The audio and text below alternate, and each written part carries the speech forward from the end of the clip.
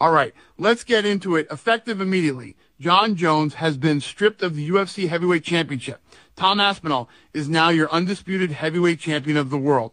Look, I've been patient with Jon for years. I'm done making excuses for him. He's a fucking goof. He's been ducking Tom Aspinall. Every time we try to make this fight, it's another excuse. My toe hurts.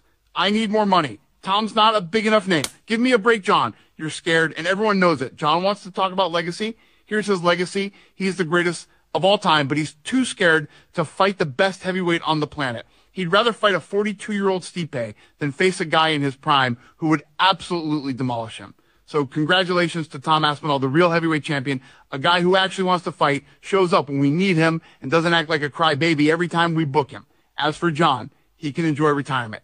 The sport has moved on without him. Alight, now you guys can stop sending me the fucking petition. The duck is officially plucked, so you can stop trying to oil me up.